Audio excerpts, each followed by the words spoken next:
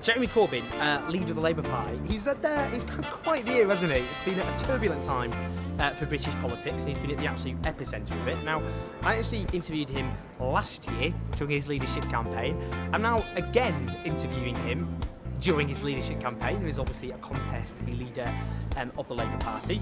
Now, his leadership has been hotly debated and contested. It's had pretty turbulent times, and what I want to do is ask him in detail about his policies, what he actually stands on, and the huge problems and challenges that he now confronts. The last few weeks, it's been a seismic time in British politics, probably the most seismic time in British politics since 1945, and you're at the absolute heart of it, and you've been under sustained pressure, to say the least. You're reading too many newspapers. I do. I know. I should stop writing for them as well. At that rate, personally, because your leadership has come under huge pressure from the PLP, from the media, the Labour Party faces an existential crisis. That's a huge amount of pressure to deal with as one individual. How do you feel about it? How are you feeling? I feel fine, absolutely fine. Zen. Well, Zen. Yeah, I need to read up a bit more about Zen, but yeah, you have to be calm and think about what you're doing and why you're doing it, but also recognise that public pressure, political pressure, is something you have to cope with, but real pressure is when you haven't got anywhere to live, you're going through a mental health crisis on your own, you're homeless, don't know if you're going to get into a shelter that night. That's real pressure. And I meet people all the time around the country who are leading a totally marginal existence, have no idea what their future is, and can't even think beyond tomorrow. Well, I think if we're in public life, we're paid, public life, we have expectations on us, of course, and that's correct, but also just think about the pressure other people are under, created often by the political decisions that are made. In the immediate aftermath of Brexit, a coup was launched against you, and I suppose two things there. Firstly, do you think it was pre-planned, and if so, what was their agenda? And secondly, are you angry at them for shutting down the workings of the official opposition at a time of national crisis, after all, when people thought the focus should be on the Conservatives? Well, if we put it more reasonably, deeply disappointed that immediately after the referendum decision came out, and I wished it had gone the other way, but it didn't, but it was a narrow decision to leave, there was then some resignations, there were then a whole lot more planned, and there was one dismissal, that was of Hilary Benn, because he had confirmed to me that he was actually organising resignations. So I said, in that case, why do you wish to remain a member of the Shadow Cabinet? And then there was a refusal of a large number of people to serve in any capacity. And then there were threats saying, well, you can't lead the party. I said, well, I'm sorry, I can and I will. So I appointed new Shadow Secretaries of State, and they have worked amazingly hard and very well. Graham Morris, for example, is often doing 3 or 4 different engagements per day around the House. He's covering a committee, he's answering questions in the House, he's dealing with statutory instruments.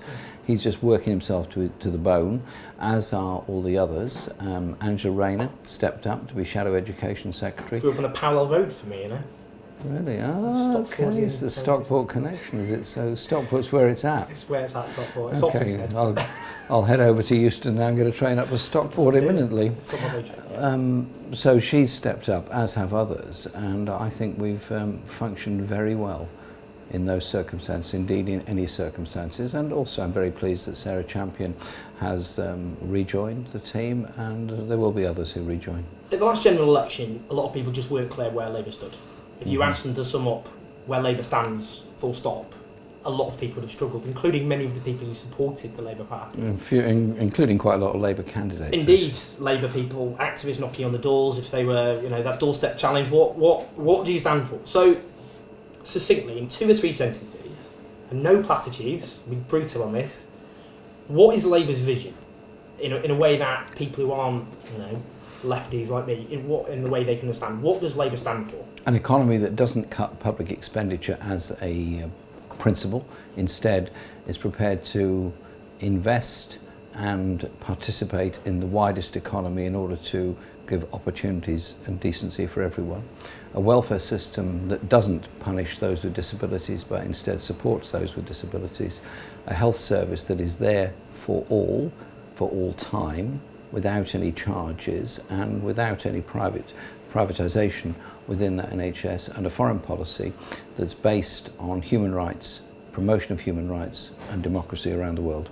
I said I'd give you three sentences. I'll give you 4. It's brutal, but I'll let you off. I'll just pretend there was lots of commas in sentences. Can I have a 25% increase? Give you 4. You drive like a good trade union negotiator. You drove a hard bargain. A year ago, I wrote a piece for the New Statesman which said that if you become leader of the Labour Party, then you will face a firestorm. You would, in terms of the media, obviously, would demonise and attack you and twist things you say, and you would be undermined by the Parliamentary Labour Party. So I factored that in. I knew that was going to happen. It's been circulating widely, that article. But some would say the argument is you've got a very bad hand. But the question is, was that hand, that terrible hand, played properly? And the criticism is that the leadership has been often quite chaotic, hasn't communicated in a way that most people who aren't political understand. What would you say to that? I think there's been a systematic undermining by a lot of the, how should I put it, the House media around the House of Commons, the lobby, etc. Has been that. We have had a number of quite considerable successes over the years. We overtook the Tories in the local government election on the 2015 vote. We won 4 parliamentary by-elections with increased majorities in 3 of those cases. And we've recruited 300,000 people to the Labour Party during that period. So it's not without considerable successes in many ways. And because the party worked together in both houses, throughout the parliamentary party and in the country, we managed to defeat the Tories on a number of things, crucially working tax credits and personal independence payments, and forced them to retreat on academisation of schools. It's when that cooperation broke down, the Tories started to have a field day. So I say to colleagues in Parliament, think very carefully about this. We have defeated them on a lot of things, and we can continue to do that, and that will continue to do. Over media strategy, well, the analysis I've seen from the LSE is that 83% of all print media is either uninformative of my views or totally biased against me, and in some cases ludicrously so. Is it a cause of concern? Well, it's a cause of irritation that it's very hard to get a fair hearing in most of the media, but we have developed a very large social media following which does reach out predominantly but not exclusively to a younger audience. And so, for example, we're getting over 1 million views of some of my parliamentary speeches on the budget, for example, things like that. So we are reaching out in a different way. And I do think the strategy up towards 2020 is obviously to reach out to Left Behind Britain, and I'll come to that in a moment, but it's also to continue to encourage and excite young people to register to vote and take part in the election. I'll come on to social media and younger people. But I suppose... Older people use social media as well, but not as much. Well, come on to that. It's a very important point. One of the dangers, obviously, is if you're not defining yourself, your opponents will define you. And there's been no shortage of momentous occasions in the last few weeks. So we've had the vote to leave the European Union, Theresa May becoming Prime Minister, the most right-wing cabinet arguably we've had since World War II, the collapse of the long-term economic strategy of the government, or whatever they call it now, the abolition of the Department for Energy and Climate Change, soaring hate crimes. But some would argue, I mean, have you been out there, you know, make it kind of intervening in a way that shapes the response? Some would say you've been missing an action. Like John McDonnell, for example, you often see him on television making the case. But with those sorts of big seismic moments in British political history, that there hasn't often been a clear response. What do you say to that? Well, I've done my best to get out of the media where we can, but it does require an invitation to get there, of course, in the first place. You can't just walk into a studio. You should try to knock on the door. I could try that. That might be an idea. There's a plan here. There is a plan. Squat.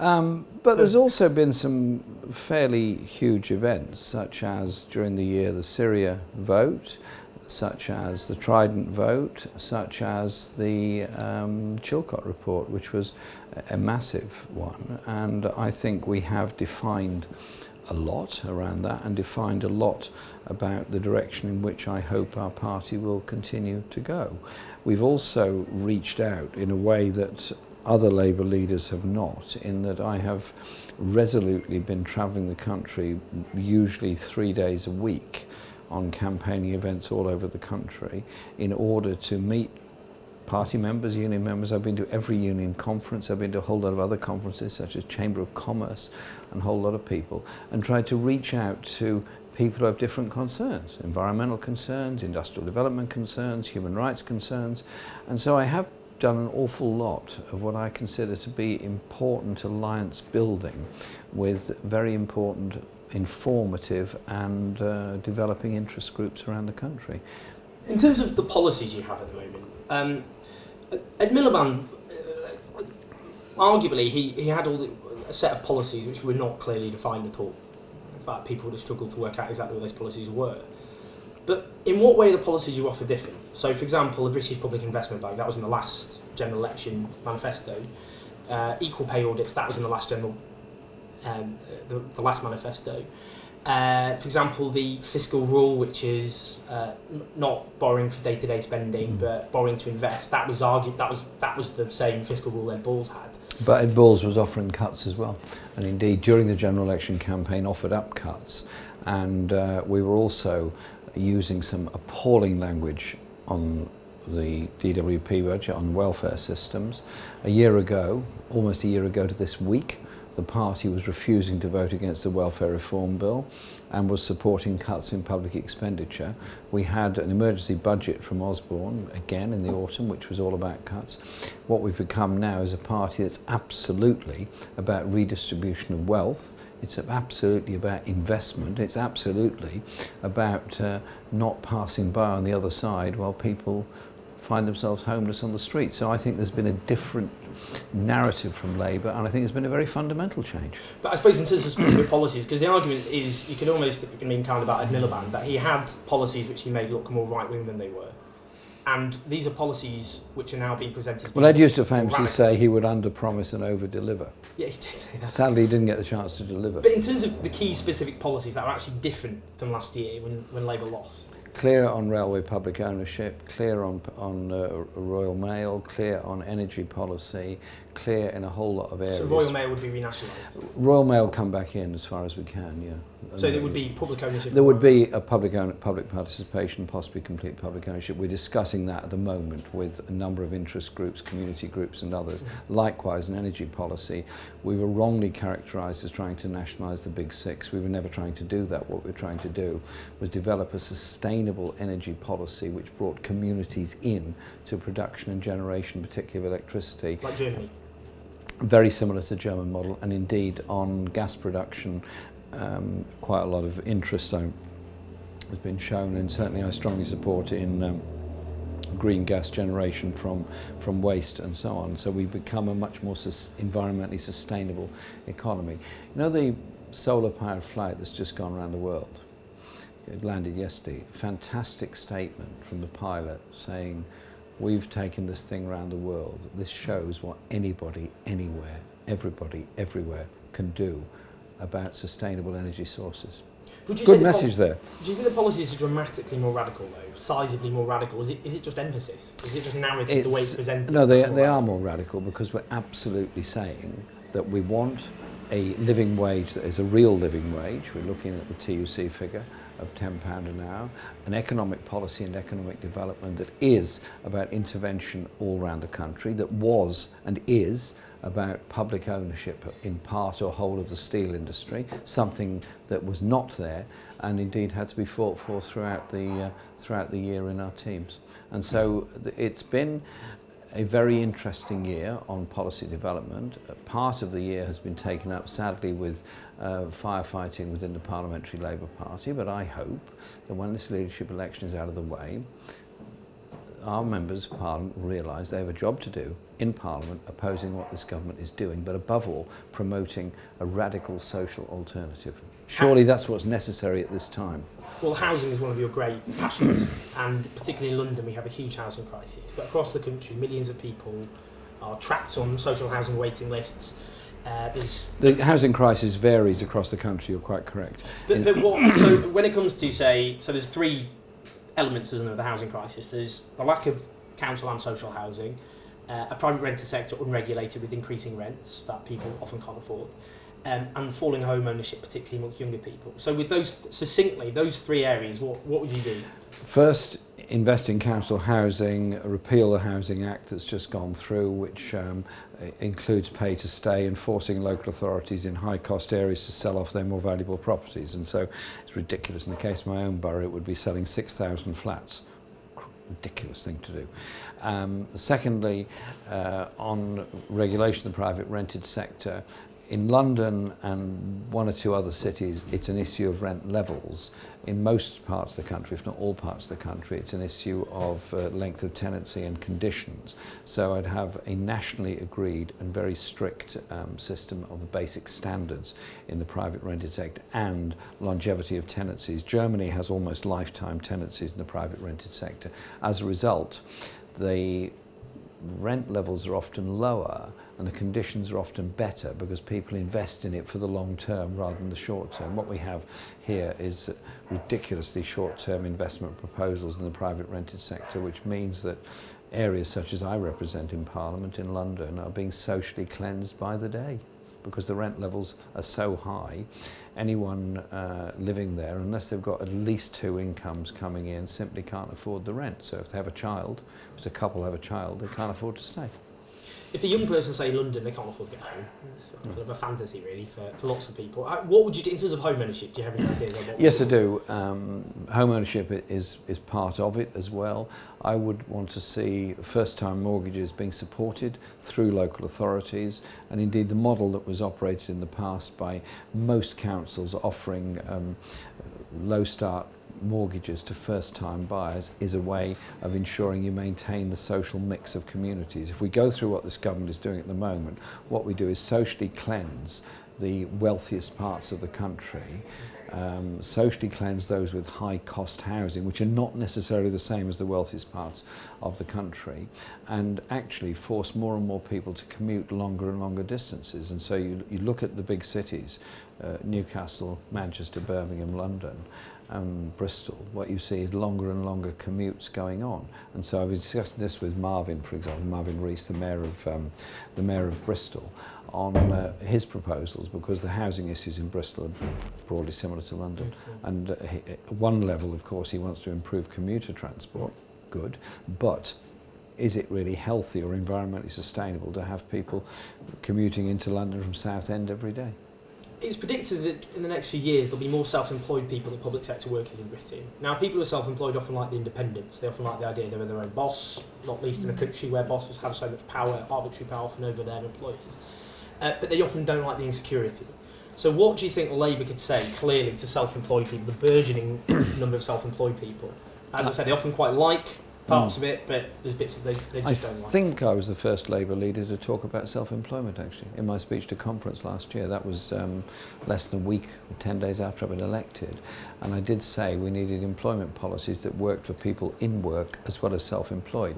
And it is complicated, but self-employed people are often badly treated, grossly exploited, and can be worse off than people are directly employed, but as you rightly say, some of them like the relative freedoms it offers. And so what I've set up is Workplace 2020, which is a national conversation about workplace rights, childcare rights, self-employment rights, and in training rights that go with all this, and the right of access to all benefits when you are self-employed, because at the moment you're often discriminated against for in-work benefits when you're self-employed.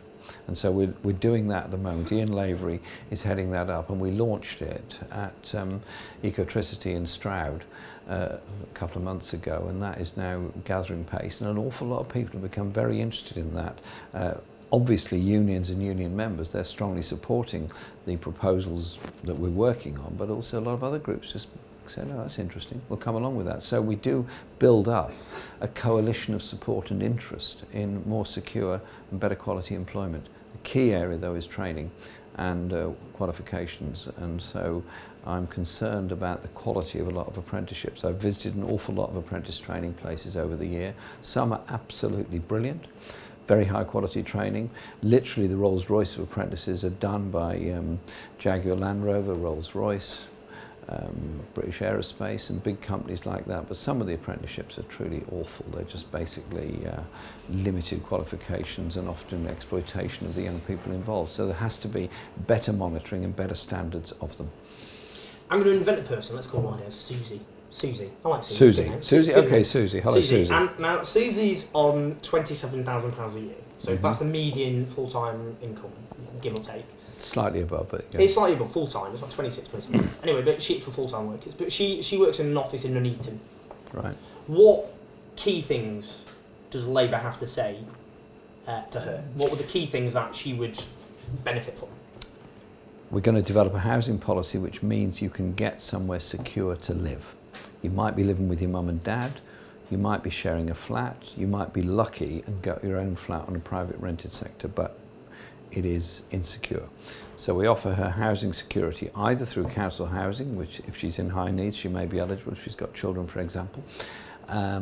We offer her that, and we offer her beyond that the longer term security for her children if she has children, if she doesn't have them already. Secondly, we offer her opportunities for education and adult education, so we restore adult education opportunities. We offer her support for her local authority so that the standard of delivery of all services in her community, the libraries, the refuse collection, the recycling, all those things would improve rather than be seen on a cycle of decline at the present time.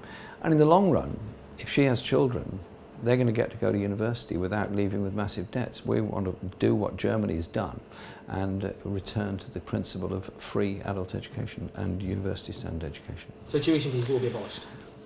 That's the plan. At the last general election, the Conservatives only had a lead amongst people over the age of 44. Yeah. With every election since 1997, the Conservatives have increased their support amongst older people, and we live in an ageing society, lots of good reasons, health has improved, all the rest. But that's an existential crisis for Labour. If Labour can't win more older people, then Labour will never govern again in this country. So what are your plans to win over older people? We start with respect for older people. Respect for what they've done, respect for their participation in society and involvement in society, because many old people feel very excluded from social norms and social interaction. Often older women living alone feel shy, feel nervous, feel upset and feel worried that they can't interact with the rest of the community. So an attitude, invite older people into schools, tell them about their communities. I mean, this kind of thing works. Means young people tend to have more respect for older people. We're almost unique in these days in the West in that we disrespect older people. Every other continent in the world respects older people. It's America and Europe that has this level of disrespect, which is quite unpleasant. Secondly, security on pensions, security of the state pension rising in line with earnings, and protection of the support system to ensure they get a good basic standard of income for all older people. There is still a great deal of poverty amongst older people. So you'd be willing to have a higher state pension than the Conservatives? Yes, I would, but also there's a question of how you pay for adult social care, which is the huge issue. Many older people, if they live in a house or property they own, often remortgage it in order to pay for their adult social care. And the rest of the family are often alarmed by this because they see their nest egg disappearing. There's some quite unpleasant conversations take place in some families on this. I think we've got to improve adult social care, bring it much more within the NHS.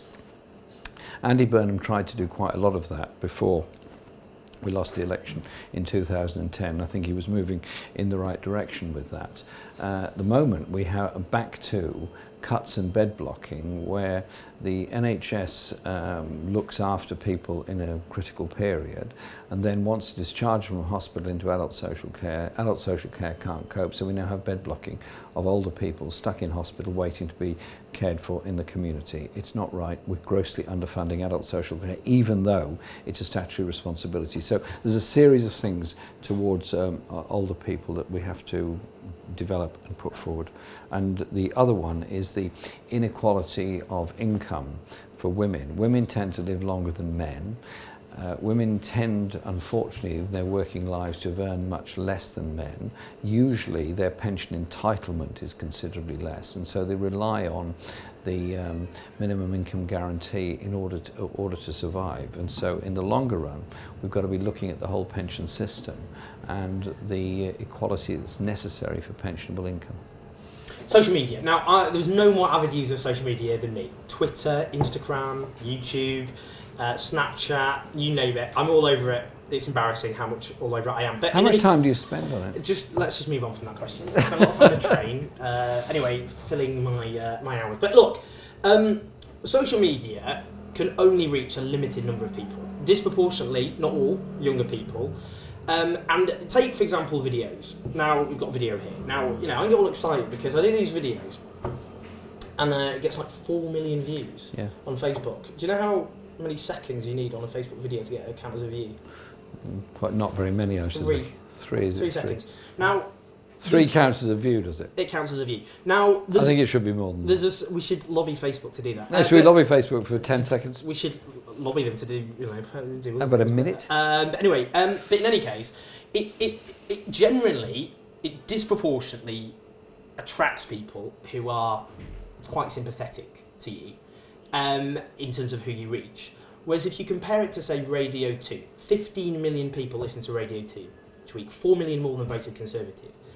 Do you think there's more of a need to rebalance, maybe, rather than just focusing on social media, which is just kind of getting activists excited and people who are already well disposed? I spent a very happy half hour with Jeremy Vine only last week. I've spent several happy half hours with Jeremy Vine during the year, and he asks challenging and fairly tough questions, but he asks it in a good way, in the sense you get time to answer, a bit like the way you do, actually. Career for you, Radio 2. Radio 2, do you want it? A poor man's a pound shop Jeremy Vine, well, I'll take that. But in terms of, there does seem sometimes to be a sense of social media is where it's at. It's not the only thing, but social media... Because it's good for this contest, it's perfect, but not for the general public. Social media does bring in people who would not otherwise been involved in politics before. Brings in young people who don't read newspapers, don't watch Newsnight, don't listen to Radio 4, probably barely know what Radio 4 is. They come in because they hear somebody saying, well, actually, what matters in society is everybody, not just a few. What matters is redistribution of wealth. And so it does bring people in, and maybe they develop much more politically as a result of that, and it can mobilise large numbers of people. Well, don't sneeze at it, because as the years go on, social media will become more and more important, because the plethora of TV channels is so huge. Nobody ever talks about what they saw on television last night. Now, when you were growing up, I guess, when you're on the bus to school, quite a lot you would have talked about what you'd seen on television the night before. You'd talk about whatever programme was interesting you. You might be talking about football. Now, I don't hear anybody talking about what they saw on television last night, because there's so many channels available. They're very unlikely to sort of seen the same thing. But if I think of people I grew up with, so people in Stockport, now some of these people work in retail, in supermarkets, in call centres, in, I don't know, as plumbers, and frankly, they're not weirdos like me or like both of us. No disrespect to you in that. Politics doesn't take up. They don't go on Twitter and Facebook to talk about politics. They're not doing that. It's just not happening. But they might pick up something from somebody else on Twitter saying, well, that woman may say something I don't agree with. What they'll do is it does relate in, but not. Maybe they're not politically obsessive like you are. But if you're not politically obsessive, by the way, are you? Well, I need to have a long, hard chat about what I do in my life. But anyway, in terms of, they'll listen to like Radio 1 or Radio 2 and they'll hear that bit of the news. Yeah. And that's kind of, or they'll watch maybe the evening news and they'll get, isn't that where the priority is for people who just, politics is just not something they tweet or Facebook about. It's just not, they're just, Yeah, of course it is. Having time with a family or whatever. Of course it is. You reach out to all. But if you can reach out through social media where they will report what you've said because you've put it there yourself, so you're putting yourself out there, all the risks of rebuttal and everything else, you're putting yourself out there. Whereas if you rely on the moderation of the media to what you're doing, then you end up with something that is what the LSE have discovered about the way I've been treated by the media over the past 10 months. 83% of the articles are either downright hostile or uninformative of what my opinion actually is. A lot of newspapers start with their opinion of me, continue for the rest of the article, then conclude with saying what a bad person I am. Yeah. It's not very nice, it's not fair. No, it's definitely not fair. No, there's no question it's not fair. Which is why I think broadcasters, at least, it's because... But I have to say, regional media are very different. I do... They're in decline, aren't they? That's the problem. Well, yeah, they are being underfunded, particularly BBC local radio and BBC regions are. But I find that when I do a lot of travelling around the country, I do regional media news interviews. They're normally longer.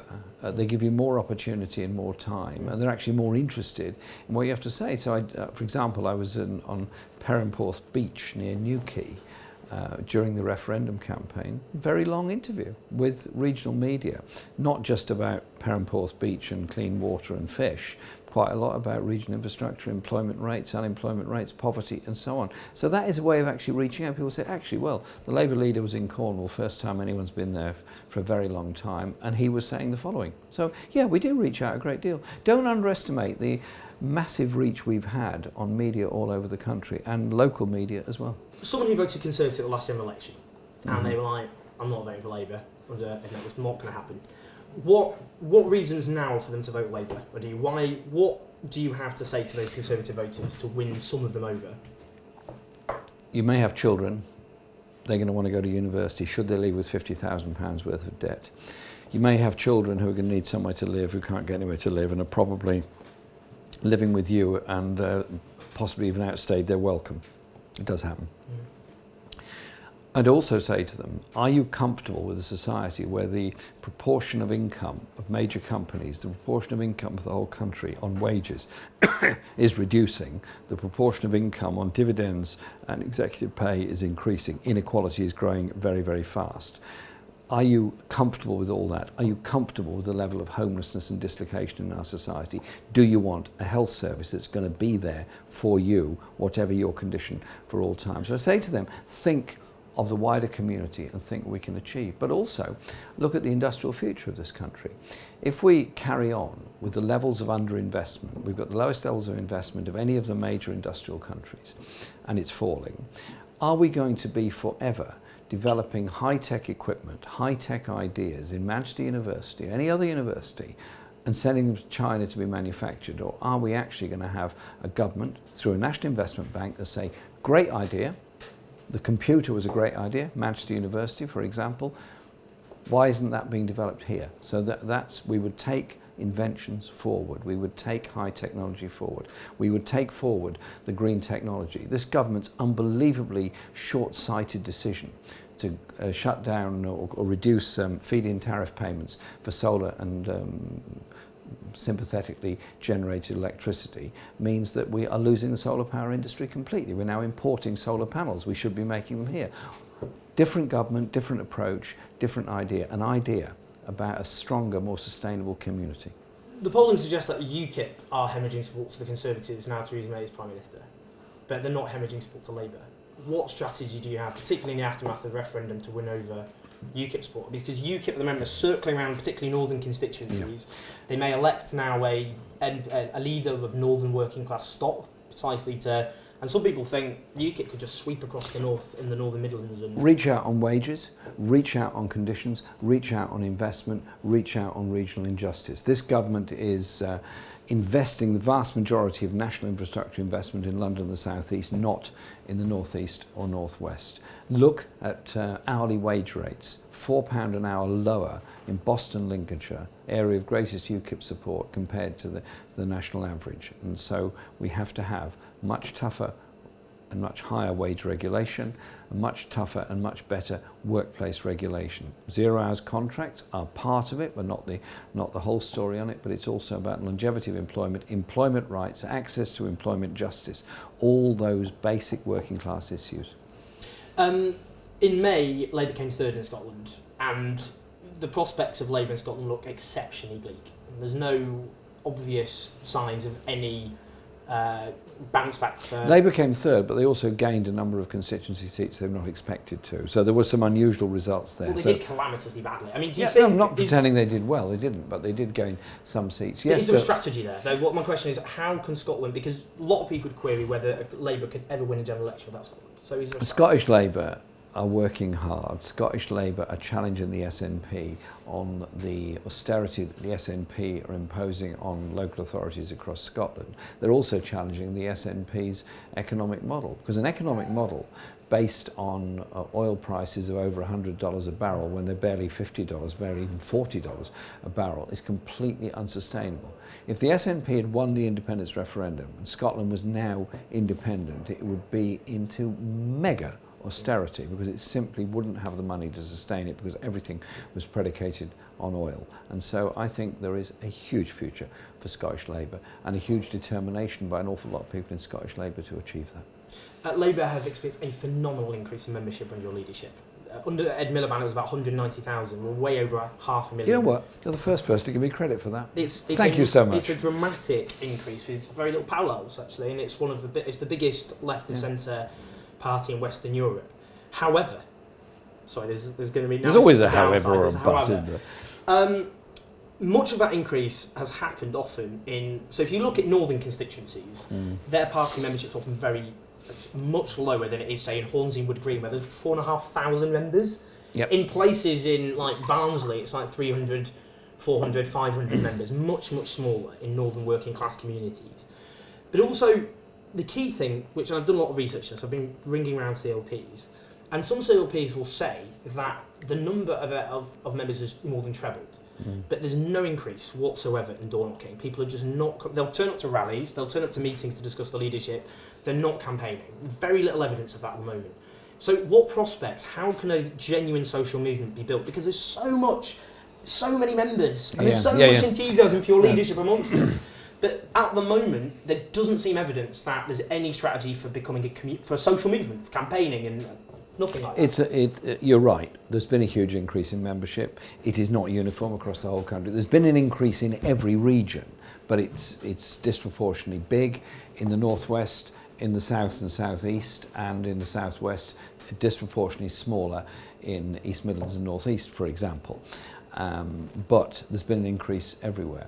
In some places there has been an increase in participation, but not of the proportion that links to the increase in membership. So I think there's a need for the Labour Party to look culturally at what it does in its constituencies. And so I've raised this with the National Executive on a number of issues. One is the sort of day-to-day culture of constituency parties are often very wooden.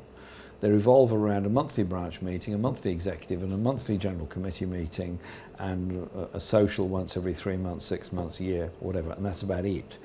The party is often not involved in the other areas of campaigning, such as on housing, on fire cuts, health service issues, all the issues that matter to a lot of people. And so what I'm trying to do is encourage wider levels of campaigning on a whole lot of issues, academisation, things like that. That is beginning to happen in some places. It's got a long way to go, but it's also about the culture of how people do their politics. And I think that the Labour Party needs to catch up with where people are at on how they do their politics. It's not necessarily Sunday morning door knocking. It's sometimes it's social media interactions, sometimes it's community meetings, sometimes it's petitioning. It's all those kind of things that I'm very keen to develop. When I went to the Party European Socialists after the referendum, at the end of the meeting, a whole lot of representatives of socialist parties all across Europe came to me and said, how do you get this big increase in membership?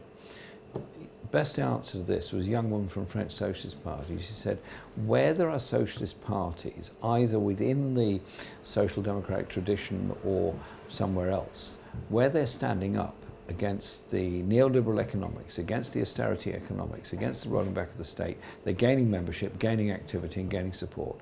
Where they're going in the opposite direction, they're losing out. And I think we have shown that by putting a clear economic alternative forward, we've gained a huge amount of support. This is a very precious moment for the Labour Party. Let's not lose it. Got nearly there, last lap. We're getting there. So, proportional representation. Straightforward question. Do you support proportional representation and efforts to build a progressive alliance with other parties? The caveat for everything to do with electoral reform, as far as I'm concerned, is maintaining the constituency link. Where you go away from a constituency link of a member of parliament to a constituency, then I think you end up with a more remote form of politics. Beyond that, top-up lists, additional member system, or perhaps better, a democratically elected upper chamber which would be proportionally represented are ways forward on this. So is Labour committing to all of that? Labour at the moment is debating all of those things. I have asked that we set up a constitutional convention, which John Trickett was working on, but he's now been moved across to deal with business, so Graham Morris has now taken that on. The constitutional convention will reach out across the whole of the UK, reach out on structures, on devolution, on the finance that goes with devolution, on voting systems, and on an upper chamber, because I do think it's time we modernised our democracy. Under your leadership, there have been a number of by-election victories, increased majorities. There have been, as you said, in terms of the local elections, it was predicted Labour could lose 200 seats, only lost about 15. There's been mayoral victories, Bristol, London. You're often mobbed when you walk around the country, selfies, all the rest. The polling, though, is terrible. It's very bad. And the polling before the coup was much below, significantly below what Ed Miliband had at this stage in the cycle, and then he went on to lose badly. And since Brexit and the coup, that polling has collapsed even further. The Tories have a 16-point lead. Theresa May is the preferred Prime Minister for 18 to 24-year-olds. Do you not look at that and worry? Is there a strategy to turn that around?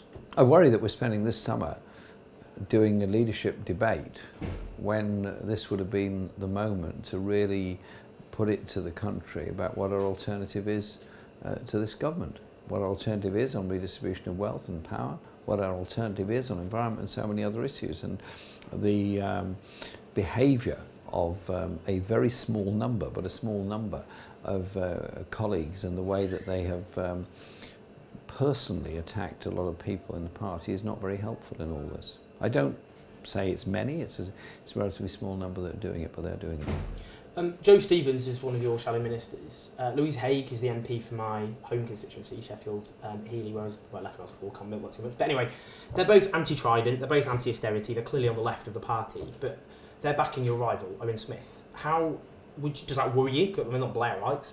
And how would you win them back, people like that? Well, I'm disappointed they're doing that, but it's their choice to do that. I'm not dismissing people from shadow positions because they've nominated Owen Smith. They're perfectly entitled to it. In fact, I've made that clear to them and written to them about that. This is a very unusually open form of leadership in the party. I'm not a dictator. I try to bring bring people with me. I'm very sure that when this election's over, we'll all be working together. So you're confident the Parliamentary Labour Party will come back on board if you win? Not all of them, but the majority, I think, will. So a couple just to wrap up. I'm a worrier. I've always been a worrier, neurotic. And I often, because obviously, I supported your campaign, yeah. And this is a collective project. It's not about you, it's about the left and all the rest of it. And the worry is that if there's a snap general election, or even a general election the next couple of years as things stand, Labour, there's a good chance Labour could be wiped out as a credible national force, and the left will be blamed for it, and that's it. We're finished for a generation, if not more. How about the other way around? Can you reassure me on that one? General election called. We call it out on housing, call it out on jobs, call it out on environment, call it out on education, call it out on, do you want to be in a society that becomes more and more unequal? Do you want to be bargain basement Britain on the edge of Europe, cutting corporate taxation, having very low wages, having grotesque inequalities of wealth, and getting strangely sourced money coming in to invest in Britain? Or do you want to be a high wage, high investment economy that actually does provide decent chances and opportunities for all? There's obviously complicated negotiations to go on over Brexit, but there's also complicated negotiations to go on the kind of trade arrangements we have in the future. Do you want Labour with its principles of the unity of the entire community, or do you want the divisiveness of the Tories? That's the message. Communicated like that, if there's a snap general election in November or May, do you think Labour will win that election? We're going to go for it and win it. So you're absolutely convinced you could become We're gonna Labour do Prime it. Minister in these circumstances, all the things that's happening, Theresa May, United Conservative Party enjoying a bounce. Could you do it? And there'll be a united Labour Party around those principles. Are you optimistic about the Very future? optimistic. You're an optimistic man. We will build a I'm different very Britain. optimistic. I've spent a year meeting an incredible number of people and travelling a great deal. And I tell you what's exciting is the way in which people say, thanks for what you're doing, because you've at last made me interested in politics and I feel I can make my contribution. That's what democracy is about. Don't underestimate the power of mass movements. Cheers, Jeremy. Thank you. Thank you. So that was JC. So what do you think? Are you convinced by his policies? Do you think he could win a general election? Is Labour facing, a devastating defeat? Am I wrong to lie awake at night worrying like I do? I probably won't stop doing it. But, what do you think is going to happen? And do you think if he wins the Labour leadership, I'm sure lots of you want him to, many of you won't, but does Labour have a secure future? And are you worried about the future of Britain as well? I want to hear what you think. So do leave your comments. We've got many more videos to come, including his rival, Owen Smith, who's also standing for Labour leadership. So keep your comments coming. Subscribe. I'll see you next time.